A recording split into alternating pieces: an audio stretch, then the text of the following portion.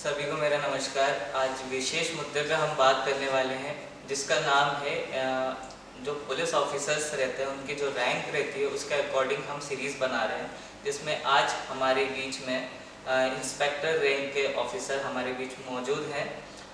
उनसे हम चर्चा करेंगे और जानेंगे कि उस रैंक के अकॉर्डिंग हम क्या और किस हिसाब से काम करते हैं, मतलब किस विषय पे, किस बिंदुओं पे काम करते हैं और किस चर्चा के आधार पे हम उसको केस को सुलझाते हैं।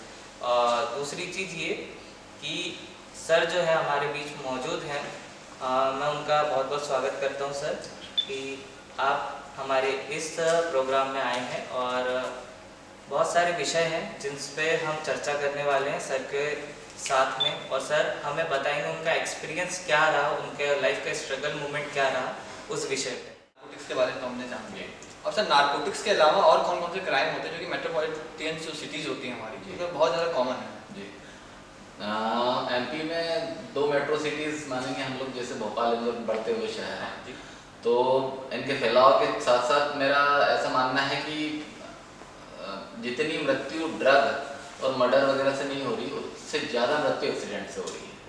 सालाना यदि आप देखा जाए तो 1,75,000 लोग सालाना मर रहे हैं एक्सीडेंट से, और यदि दैनिक उसमें देखा जाए तो करीबन 250 लोग रोज मर रहे हैं।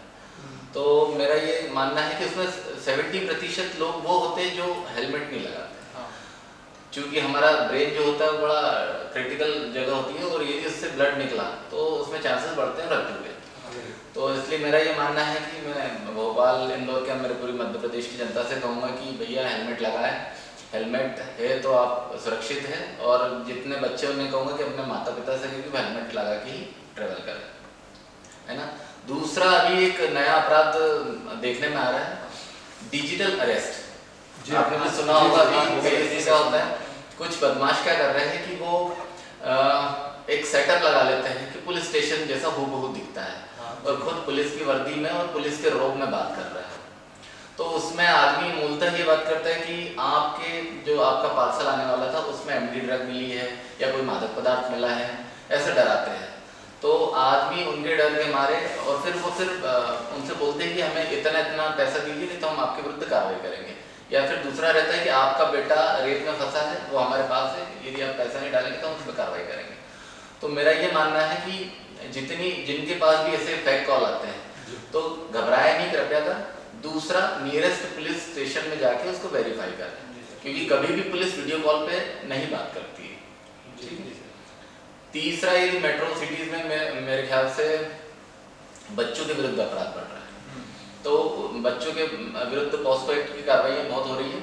तो मेरा ये कहना है कि इसमें अपने बच्चों को, जितने भी पालक हैं उनसे गुजारिश करूँगा, अपने बच्चों को गुड टच और बैड टच के बारे में जरूर जानकारी दें कि किस प्रकार का टच है वो गुड होगा और किस प्रकार का टच बैड होगा।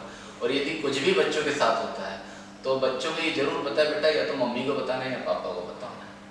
तो इस प्रकार की अवेयरनेस हम इन सब अपराधों से बचें। स्कूल के माध्यम से भी सर आजकल जानकारी बच्चों तक पहुँचाई जा रही है। बिल्कुल बिल्कुल जी जी। तो आप लोग सर इस तरह के स्कूल में भी कहीं जाके इनिशिएट लेते हैं? क्योंकि मैं अभी नारकोटिक्स में हूँ तो अभी तो नहीं कर रहा हूँ, लेकिन जब मैं जहाँ भी थाने पे रहा हूँ वहाँ मैं संबंधित स्कूलों में जा जाके ये इस प्रकार के अवेयरनेस कार्यक्रम मैंने बहुत सारे। कई NGOs हैं जो कि नशा मुक्ति पे काम कर रहे हैं। हमारे इंदौर शहर में ही अंकुर रिहैब सेंटर है, जहाँ पर व्यक्ति यदि कितना भी नशे वाला हो उसको 2-3 महीने का उनका एक टाइम ड्यूरेशन है, उसमें यदि उसको छोड़ा जाता है तो वो बिल्कुल मुख्य धारा में वापस आता है। आप लोगों ने इसके लिए कोई हेल्पलाइन नंबर या कोई कॉन्टेक्ट पॉइंट भी? नहीं, जैसे हम लोगों को कोई पीड़ित इस प्रकार का मिलता है तो हम लोग NGO से और रिहैब सेंटर से हम लोग संपर्क करते हैं, उनके परिवार वालों को नंबर देते हैं। सर आप बहुत ही अच्छे फील्ड में काम कर रहे हैं और मैं चाहता हूँ कि आपका जो एफर्ट है ये सफल हो, क्योंकि जैसे जैसे ये ड्रग्स बढ़ रहा है, मैं भी मतलब सोशली वर्क करता हूँ, तो मैंने बहुत सारे, मेरी एक टीम भी है नारकोटिक्स की जो इंदौर में काम कर रही है, जो प्रीति मैम के अंडर में देखते हैं उसको। सो मेरा ये कहना है कि अगर आपको ड्रग छोड़ना है तो पहले खुद से कंट्रोल करना पड़ेगा। देन आप खाना छोड़ देंगे तो वो आप लेने नहीं जाएंगे और वो बिकना बंद हो जाएगा। बिकना बंद होगा तो फैक्ट्री में बनना ही बंद हो जाएगा। तो ये सबसे अच्छा पॉइंट है कि आप खुद से सुधार करें। इस चीज़ को करेंगे ना तो सर की मेहनत और ये जो जितने भी वॉरियर्स हमारे लिए काम कर रहे हैं वो सफल होगा, उनका जो मिशन है वो एक तरीके से सफल माना जाएगा। तो मेरा ये कहना है कि आज जो सर आए हैं उन्होंने अपनी चीज़ें शेयर करी हैं हमारे साथ में, इसके लिए मैं धन्यवाद देता हूँ सर आपका।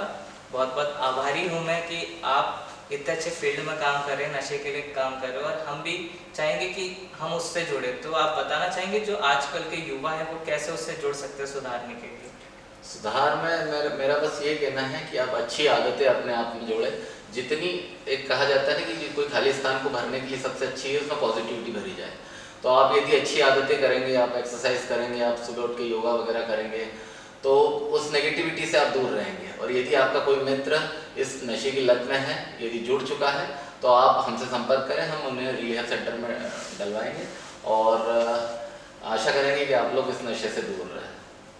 ठीक है, thank you so much sir, आपका हमारे इस प्रोग्राम से जुड़े हैं। सभी दर्शकों का बहुत बहुत धन्यवाद कि आप इतना अच्छा, ये जो शो है सर का स्पेशली था, सर के लिए था कि the life of this inspector हमने शूट किया था लास्ट टाइम, और अब रहेगा the life of the inspector, मतलब इन दायित्व कर्तव्यों का पालन कैसे किया जाता है उसके बारे में हमने चर्चा की थी। बहुत बहुत धन्यवाद सभी का। जय हिंद, जय भारत।